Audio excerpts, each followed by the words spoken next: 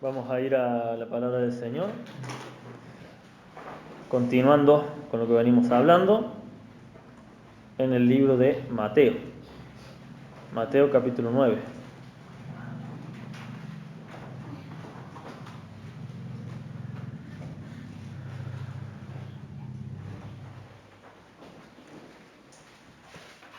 Mateo capítulo 9 y vamos a leer hoy del versículo 14 al 17. Continuamos inmediatamente después de lo que vimos la semana pasada, que fue, ¿se acuerdan el llamamiento de Mateo? ¿No?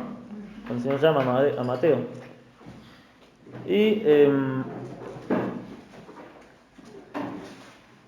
el capítulo 9, versículo 14 al 17, dice así: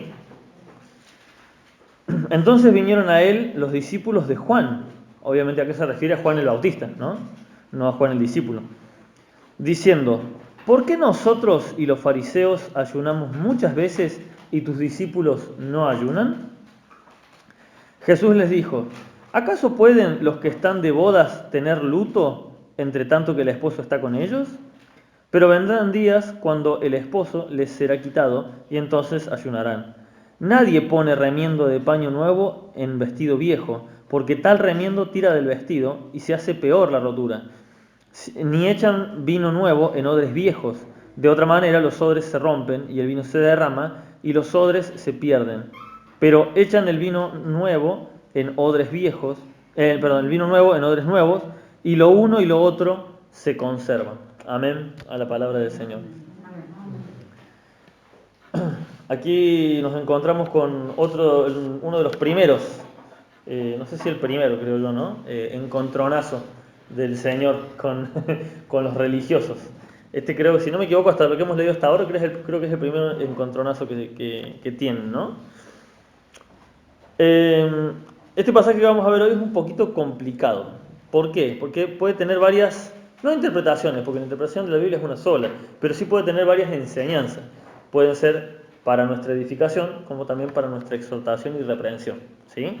Este es un pasaje un poquito fuerte de parte de la boca del mismo Señor Jesucristo, que vamos a ver a continuación. Y obviamente todo esto es para afectar a nuestra forma de pensar y de vivir, ¿no? Por eso es la intención del Señor Jesús cuando les hacía estos encontronazos y les respondía estas cosas. Ya vamos a ver a continuación exactamente qué les estaba diciendo. Pero sea como sea, el objetivo de esto obviamente es que salgamos bendecidos y obviamente abrimos nuestro entendimiento a lo que quiere decir la palabra de Dios. Bien, en primer lugar, vemos que, como dijimos, los que vinieron a decirle esto, dice que eran los discípulos de Juan el Bautista, ¿no? Los discípulos de Juan el Bautista. Le hacen esta pregunta, dice, ¿por qué nosotros y los fariseos ayunamos muchas veces y tus discípulos no? Si la leemos, no hace falta ser muy perspicaz para darse cuenta, había un poquito de mala onda en la pregunta, había un poquito de mala intención de parte de los discípulos de Juan, porque estaban como recalcando, hasta los fariseos hacen esto y ustedes no lo hacen. ¿Cómo puede ser esto? Le preguntaban esto con esta intención y lo que estaban haciendo es acusar a Jesús de no hacer algo que tanto ellos como los fariseos hacían, que era ayunar con frecuencia. ¿Recuerdan el fariseo que oraba consigo mismo? Decía, ayuno 2 veces a la semana. ¿A qué mandamiento estaba cumpliendo ese fariseo ayunando 2 veces a la semana? ¿Qué mandamiento de la Biblia estaba cumpliendo? ¿Saben? Ninguno, porque no hay ningún mandamiento que te mande a ayunar 2 veces por semana. Era el fariseo que oraba consigo mismo, como que en la oración le reclamaba eso a Dios. Yo soy bueno, doy diezmo de todo, ayuno 2 veces a la semana, como si Dios le reclamara el ayuno. Pero en realidad era una ofrenda que él quería dar, si él la quería dar. Lo que estaban haciendo era una acusación contra Jesús por una cosa impuesta por ellos mismos, no una cosa impuesta por Dios. Leamos el 14 completo, dice: entonces vinieron a él los discípulos de Juan diciendo, ¿por qué nosotros, obviamente los discípulos de Juan, y los fariseos ayunamos muchas veces y tus discípulos no? Les pregunto de vuelta, ¿quién pregunta esto? Jesús. No, ¿quién le pregunta esto a Jesús?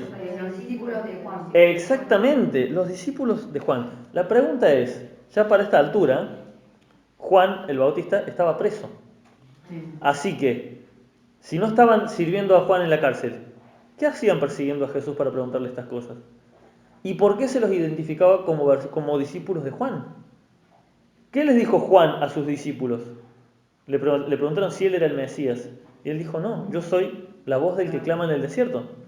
Y cuando bautizó a Jesús dijo, a él sigan. A él no soy digno de desatarle la correa de los zapatos. ¿Qué hacían estos hombres todavía siguiendo a Juan el Bautista? No es que Juan el Bautista estuviera haciendo algo malo, ojo. Pero si aún el mismo Jesús se le coló un traidor, imagínense a nosotros simples mortales, como Juan, como Pablo, como Pedro. O sea, esta gente eran, según lo que dicen los historiadores, eran una pequeña secta que no duró mucho, como el fariseo que sí duró mucho, pero se formó una pequeña secta que seguía fielmente a Juan y hasta llegaron a creer que Juan era el verdadero Mesías. Como que Juan no le quiso darle el crédito, pero en realidad sí él era el Mesías. Una locura que no duró nada, se desvaneció al cabo de un tiempo. Pero esta gente que estaba preguntando esto, por algo ponían como ejemplo, ¿a quién ponían como ejemplo? A los fariseos. Nosotros y los fariseos, ¿sí? O eran fariseos encubiertos como discípulos de Juan, o eran esta secta que se había formado. Esto es según lo que dice la historia, no lo que dice la Biblia, ¿no? Pero la pregunta es esa, si eran discípulos de Juan, ¿qué hacían persiguiendo a Jesús? ¿Qué hacían molestando a Jesús con estas preguntas? Pero bueno, el Señor tiene respuesta para todo, ¿no? Juan le dice en el capítulo 3, versículo 30, dice Juan el Bautista, o sea, en el libro de Juan el Apóstol, cuenta la historia de Juan el Bautista cuando le preguntan y él dice, es necesario que él crezca y que yo mengue. Esa palabra desde el día que la escuché, a mí me quedó en la cabeza desde muy chico. Es necesario que él crezca y que yo mengue. ¿Por qué? Porque le fueron a preguntar, cuando todavía estaba libre, le preguntaron, los que te seguían los que te seguían a vos están yendo detrás de Jesús, de ese tal Jesús, ¿no? Y él les dice esto, es que es necesario que eso pase. Un poco más les faltaba que les diga a sus discípulos, vayan, o sea, ¿qué hacen acá? Es necesario, él es el Mesías, no yo. Yo ya cumplí mi misión, que era anunciar la venida del Mesías. Es necesario que él crezca, pero que yo mengue, que yo, ahí nomás, quietito. ¿Quién es el importante? El Señor, no yo. Estos hombres que le estaban preguntando esto a Jesús deberían servir a Cristo. Deberían servir a Cristo. Pero ¿saben qué estaban haciendo? Una cosa muy común en la actualidad. Estaban amando mucho más a su predicador favorito. Más que guiarse por lo que decía Cristo, se estaban guiando por lo que decía su predicador favorito. ¿Juan era de la sana doctrina? Por supuesto que sí. Y así muchos hoy en día idolatran a predicadores de la sana doctrina, ¿sí? Porque este predicador, porque nombro algunos, John MacArthur, John Piper, no sé, ¿cómo? Michael. ¿Cómo? Michael. Bueno, algunos de estos, Chuy Olivares, algunos de estos que sabemos que son de sana doctrina, no, pero este piensa así que yo creo que tiene razón. Discúlpenme que se los diga así, pero a Dios no le importa lo que vos o yo pensemos. A Dios lo que le importa es lo que dice su palabra. No, por más que sea el gran no sé qué, ¿cómo se llama? Matthew Henry, o el que sea, no importa, son seres humanos, como nosotros, o eran los que ya han fallecido, son y eran seres humanos. ¿Qué dice Juan cuando empezaban a decir, no, yo soy de Juan, no, yo sigo a Apolo? ¿Qué es Pablo? Dice. ¿Qué es Apolo? No dice quién es, dice, ¿qué es Pablo? Es un ser humano. ¿Qué es Apolos? Para que digan, yo soy de este, yo soy del otro. O sea, sigan a Cristo, les decía Pablo. Eso es lo que estaban haciendo estos discípulos de Juan el Bautista. Se habían fanatizado con Juan y no estaban siguiendo la misma enseñanza de Juan. Obviamente ahí está el peligro, ¿no? El peligro de idolatrar a un predicador. ¿Por qué le preguntaban sobre el ayuno? ¿No? La Reina Valera tiene el título arriba, la pregunta sobre el ayuno. Pero en realidad, bueno, ya hemos hablado del ayuno, no hace falta que retomemos todo de vuelta. Si a alguno le queda una duda, las enseñanzas están en el canal de la iglesia. Ya hicimos una enseñanza entera sobre el ayuno.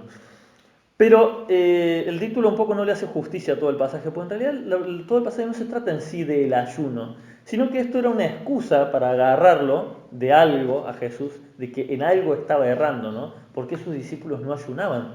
Si todos los religiosos lo hacían.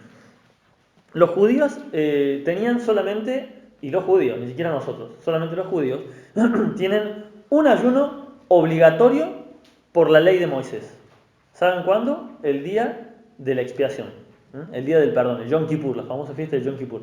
Es el único día que ellos tenían obligatorio, que ya a partir de Cristo, en teoría eso ya no tendría ni que regir, pero bueno, el judío lo puede seguir festejando si quiere, pero estamos hablando en aquellos tiempos, ¿no? La única obligación que tenían ellos, obligación, era el Yom Kippur, el día del perdón. Una vez al año, hacer un ayuno. ¿Por qué? Porque si recuerdan que el ayuno era para afligir la carne, afligirse a sí mismo. ¿Para qué? Para pensar precisamente en que uno es pecador. Porque cuando estás pasando un mal momento, un momento de tristeza, un momento de hambre, de angustia, es como que el espíritu empieza a buscar del Señor. ¿Vieron que siempre cuando estamos mal empezamos? Entonces el ayuno servía para eso está en la enseñanza, después si quieren lo pueden escuchar.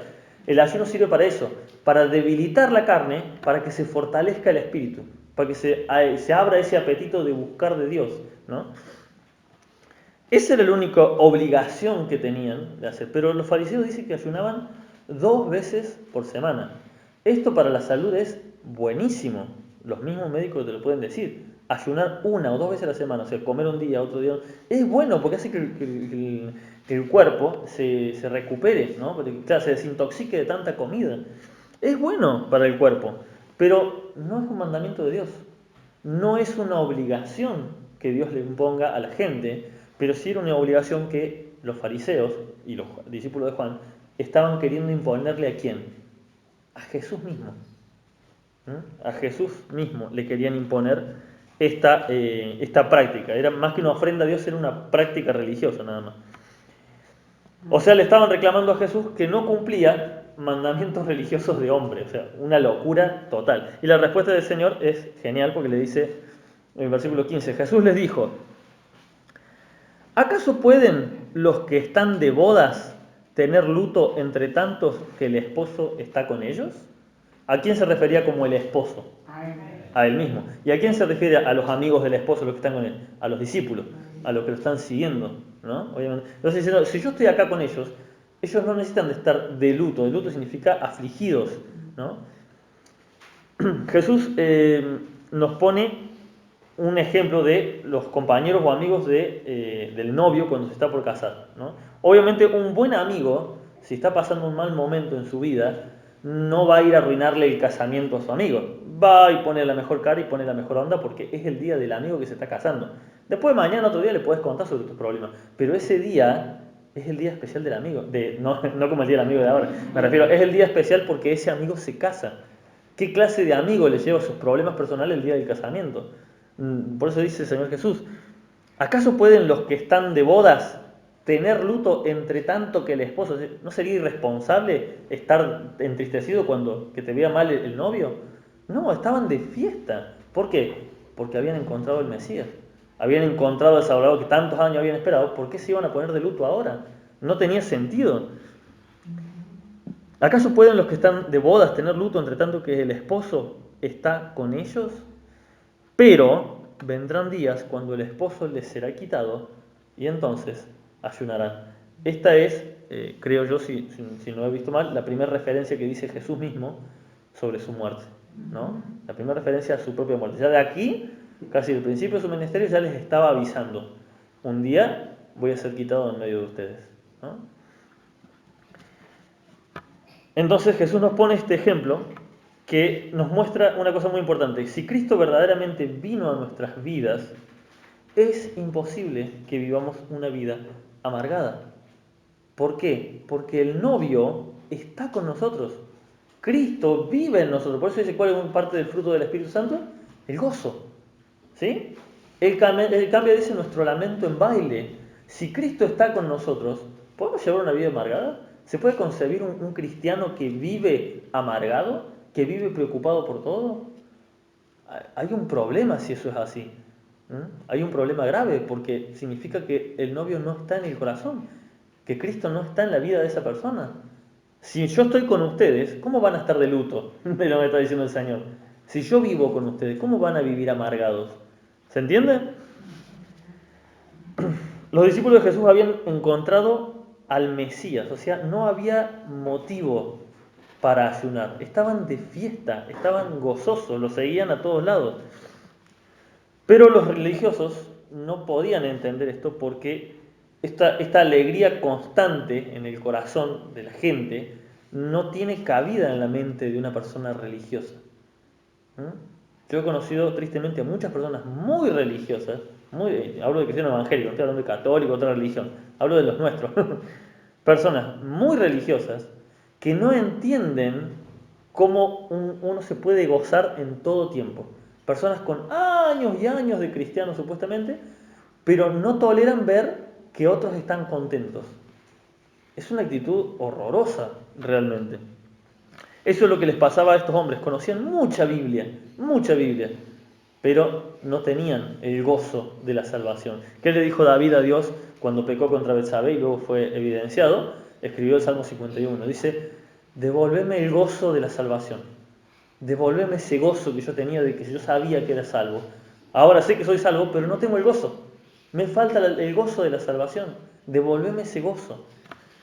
Estos religiosos no entendían esto, ¿no?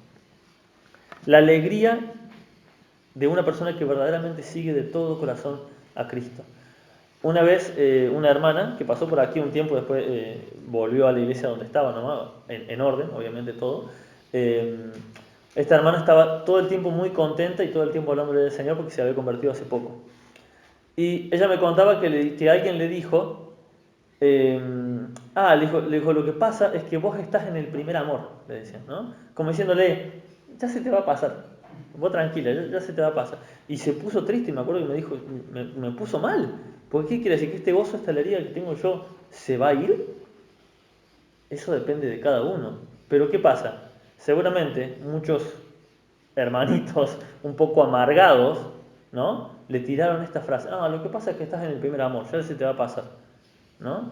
¿Qué clase de cristiano supuestamente es el que le dice eso a una persona que está gozosa porque encontró a Cristo? Una locura. Y aparte que ya vimos en una enseñanza de que el primer amor no es eso, no se refiere a la primera emoción, se refiere a otra cosa. También la enseñanza está ahí. Eso es lo que eran estos religiosos, eran los aguafiestas, ¿no? Exactamente eso, eran unos aguafiestas. ¿Qué significa esto que acabamos de leer? Tristemente, no todos los ataques del enemigo los vamos a tener en el mundo con tentaciones del mundo. Muchos de esos ataques los vamos a encontrar acá adentro. Muchos de esos ataques del enemigo los vamos a encontrar de gente, no me refiero a esta congregación específicamente, me refiero de adentro de la iglesia de Cristo, de cristianos o supuestos cristianos. De dentro de la iglesia, lamentablemente, como dice Pablo, salieron de nosotros, pero no eran de nosotros. De dentro de la iglesia también vamos a tener, lamentablemente, muchas veces este tipo de tentaciones, este tipo de personas que buscan amargar, porque como ellas están amargadas, buscan amargar a los demás. Y como hijos de Dios tenemos que ser conscientes, ¿sí?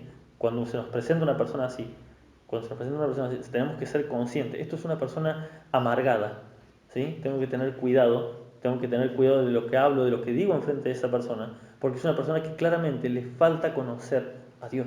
Una persona con conocimiento de Dios no puede estar amargándole la vida a los demás, ¿sí? Estamos lidiando, yo soy un hijo de Dios y viene una persona amargada, cristiana, a amargarme a mí, yo tengo que ser consciente de esto. Esa persona ni siquiera tiene a Cristo en su corazón. Yo tengo que ser ejemplo para esa persona, de que mi gozo y mi alegría no se va a ir porque era el primer amor. ¿Se entiende? Versículo 16 dice, y aquí el Señor le pone unos ejemplos muy interesantes, ¿no? Dice, nadie pone remiendo de paño nuevo en vestido viejo, porque tal remiendo tira del vestido y se hace peor la rotura. Bueno, yo muchos años tardé en entender estos dos ejemplos que les da el Señor. No entendía qué tenía que ver con lo anterior, ¿no? Cuando el Señor dice un remiendo, ¿no? Está hablando de un vestido, de una ropa. En estos tiempos de Jesús, la ropa más común, más económica que se usaba, que la gente podía usar, era la lana. ¿Qué pasa cuando vos una prenda de lana está nueva, y la lavas? Se encoge, exactamente. Vos la lavas, ¿qué le pasa? Se encoge. Y por ahí te la pones y se estira todo y la lavas y se vuelve a su lugar. Pero cuando pasa mucho tiempo, ya es como que ya se adapta a la lana y ya después no se encoge más. Yo tengo precisamente ahora puesto acá abajo un pullover de lana que me queda todo holgado y lo pongo para lavar y cuando me lo pongo está holgado. Ya es como que ya cumplió sus años, ya cumplió su ciclo. Lo uso, por eso lo uso para abajo, nunca lo uso para arriba porque se ve feito. Pero cuando hace frío me lo pongo abajo. ¿Por qué? Porque, ¿cómo se llama? Quiero decir, no se estira más. ¿Por qué? Porque ya tiene muchos años. Ya tiene varios años el pullover de lana. Esa es la ropa que usaban más que nada en estos tiempos, la lana. Entonces, si vos tenés un buzo medio viejito como el mío y lo parchas una parte con una parte de una lana nueva, cuando vos lo metas a lavar, el pedazo ese de lana nueva se va a encoger y el resto no. Entonces va a ser pedazo todo el resto de la ropa. ¿Entiende el ejemplo? Aquí es donde obviamente el Señor les pone un ejemplo que, como les decía al principio, es un ejemplo confrontativo. Hay muchos que dicen, la Biblia no es para confrontar. El Señor se la pasaba confrontando, no a las personas, al pecado. ¿Sí? Vivía señalando el pecado. No los atacaba a ellos personalmente. Atacaba el pecado que cometían. Las enseñanzas de Jesús, todo lo que hemos visto hasta ahora, eran las mismas del Antiguo Testamento. Eran las mismas. Solamente que el Señor le estaba trayendo una nueva interpretación. Una interpretación que ellos no tenían. No es que estaba trayendo mandamientos nuevos. El Señor simplemente estaba trayendo una nueva interpretación porque estaban, precisamente, como un trapo viejo estaban los religiosos. Eran un trapo holgado. El ataque del Señor es ese. Ustedes son como un trapo viejo, les está diciendo. Que cuando alguien les trae algo nuevo, no lo pueden adaptar a su pensamiento porque están tan viejos, tan estirados, tan arruinados, que en cuanto la palabra de Dios te dice, no, esto es así, se encoge para un lado, vos tironeas para el otro, ¿y qué pasa? Te rompe tu esquema religioso. Te destroza lo que vos armaste, eso que para vos era hermoso, en realidad para Dios era un trapo viejo. Entonces cuando le querés poner un remiendo, te lo rompe peor. ¿Saben dónde pasó esto? Pasó en la Iglesia Carismática Católica. ¿Qué pasó con la Iglesia Católica?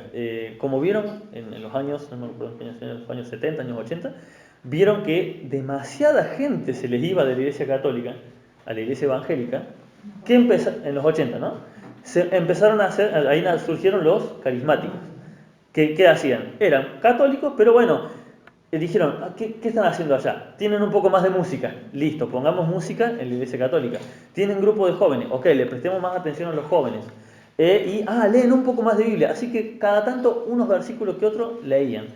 ¿Saben? O sea, ese es el remiendo nuevo, de tela nueva. O sea, la palabra de Dios. Les empezaron a dar un poquito de Biblia. ¿Saben qué hizo ese pequeño remiendo que le pusieron? Hizo que más gente se fuera de la Iglesia Católica. Trataron de poner un remiendo de paño nuevo en una estructura vieja, ¿sí? Que ya no servía. Lo único que logró eso es que se multiplicara peor la gente, la cantidad de gente, peor, mejor para nosotros, para Dios quiero decir, que se multiplicara mucho más la gente que se iba a la iglesia cristiana. ¿Por qué? Porque en cuanto vos les abrís un poquito la Biblia, ya empiezan a ver que todas esas imágenes que están a mi alrededor son un pecado. Y todo esto que estoy haciendo está mal. Un poquito, un pequeño remiendo de paño nuevo, que es la palabra de Dios. Hay un poquito, un versículo. Y ya te empieza a confrontar.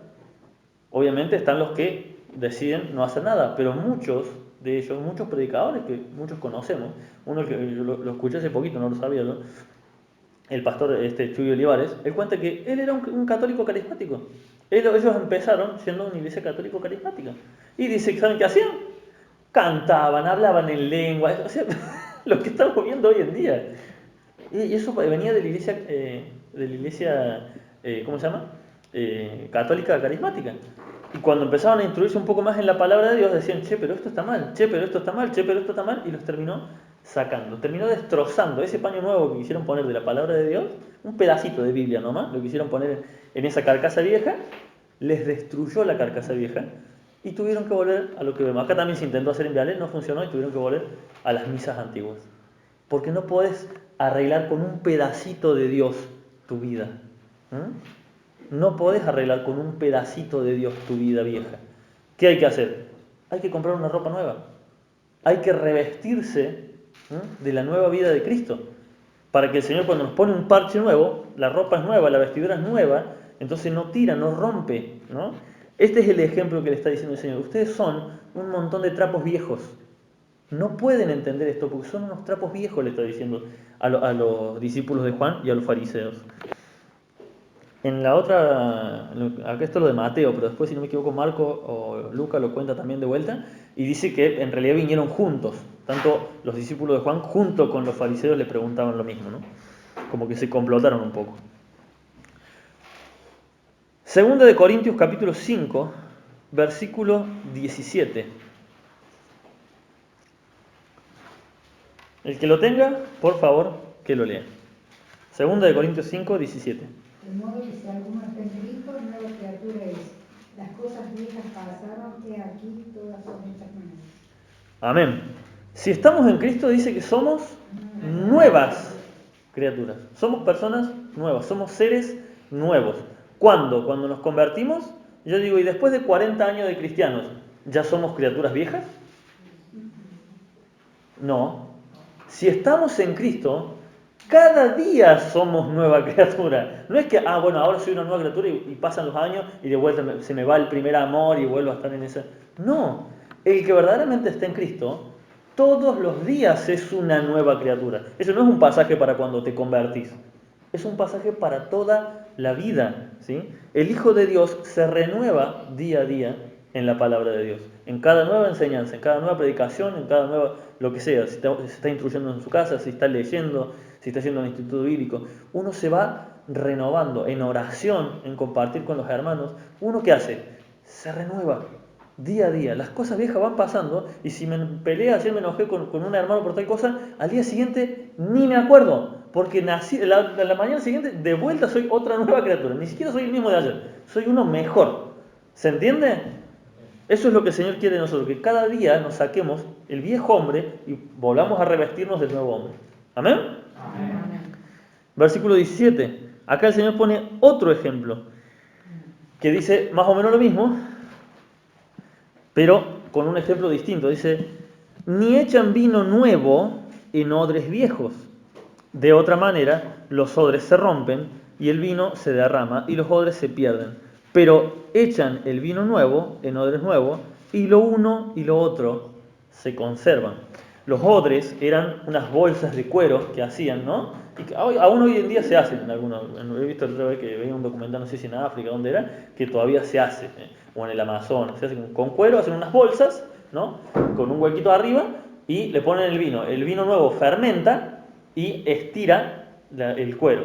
Y el cuero ya llega a un punto que queda estirado, que ya no se puede estirar más. Si vos a esa bolsa vieja le pones un vino nuevo, lo vuelve a estirar más y lo rompe, porque no da más de sí. ¿Sí? Eso es exactamente lo que estaban viviendo los fariseos, y en este caso los discípulos de Juan el Bautista que habían quedado ahí, que estaban persiguiendo a Jesús. Eran bolsas viejas, ya habían sido usados en un tiempo, y como no quisieron renovar su entendimiento, no quisieron, ellos tenían, y al día de hoy lo vemos lamentablemente también en muchos judíos, no en todos, pero en muchos, de que siguen esperando al Mesías Salvador de Israel en vez del Salvador del mundo.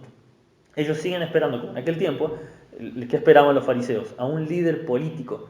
Y no se les ocurrió pensar, che, a lo mejor estoy equivocado, a lo mejor estoy en un error y no es como yo creo, ¿no? Y así es como en nuestra vida cuando no queremos amoldarnos a la palabra de Dios, sino que queremos amoldar la palabra de Dios a lo que yo creo, somos como estos odres viejos. Somos como estas bolsas viejas que no pueden retener nada nuevo porque todo los rompe, todo los lastima, todo los afecta, todos se enojan, por todo se hieren. ¿Por qué? Porque son odres viejos. Porque no es que, bueno, ya está, son odres viejos, no sirven para nada. No, lo que Jesús le está diciendo es, tienen que renovarse, tienen que renovar su entendimiento y su pensamiento, porque a mí me pasa mucho en el negocio, de que la gente viene y le digo, bueno, mandame eso que necesitas imprimir por WhatsApp. Y agarran el celular y gente que me da una bronca cuando veo a veces gente mucho mayor que yo que tiene un celular 1000 veces mejor que el mío. No, toma, no se hace nada, me dice, toma. Y yo digo, ¿pero por qué tenés semejante celular? Y solamente tenés que agendar el contacto, le digo. No sé hacerlo, toma, hacémelo vos. Y se encierran y se embotan y se los tengo que hacer yo porque no lo van a hacer. Me pierdo la venta si no se los hago yo. Así muchas veces somos en el camino del Señor. creemos que esto es como yo lo pienso, porque a mí tal líder, Juan el Bautista, Pablo, Apolos, John MacArthur, John Piper, el que sea, el nombre que quieras, Judy Olivares, el que quieras, aquel piensa así, así que yo pienso así, y yo me amoldé a ese pensamiento. Cuando en realidad nuestro pensamiento se debe renovar en la palabra de Dios. ¿Sí? Si nos embotamos, terminamos siendo como estos odres viejos. Terminamos siendo bolsas inútiles que no pueden retener nada porque todo se les cae. Solamente lo viejo. Dicen, el vino viejo se pone en odres viejos. O sea, no puedes poner vino nuevo ahí porque lo vas a romper. Entonces siempre se quedan con esas ideas viejas. Eso es lo que le pasaba a estas personas. No querían cambiar su idea del Mesías. El Mesías va a venir y nos va a liberar de Roma. Y listo, del Imperio Romano. Eso es lo que ellos tenían en la cabeza. Y cuando les dicen, no, nos va a liberar del pecado. No me gusta. Mentira, ese no es el Mesías. Y así muchas veces nos embotamos en nuestra mente cuando nos leen algo que ya lo conocemos, el pasaje lo conocemos de recontra memoria, y nos dicen la verdad, otra interpretación distinta a la que nosotros entendemos y dicen, ¿qué? Pero no puede ser. Y nos peleamos con nosotros. A mí, yo se los digo porque a mí en esta congregación me pasó con un montón de cosas. Ahí está el pastor se ríe. Tengo al pastor de testigo que me pasó con un montón de cosas. Entre ellas el tema del hablar en lengua. Yo vengo de una iglesia donde se hablaba en lengua y para mí era lo más normal del mundo. Y sí, era un ministerio válido. Y con el tiempo vas estudiando y te toca darte cuenta de que no es así. Te toca darte cuenta de que ese emocionalismo barato que se está confundiendo con espiritualidad. Pero también hay que tener un poquito la cabeza abierta de decir, a lo mejor soy yo el que está equivocado. Esa es una opción que yo les recomiendo que siempre la tengan a mano. Cuando alguien les reclama algo, siempre pensemos, a lo mejor soy yo el que está equivocado. ¿Seré yo el que está equivocado? Y de ahí en más partimos. ¿Amén? Bien, este segundo ejemplo es, como les decía, es el mismo ejemplo que el anterior, pero un poco más perfecto.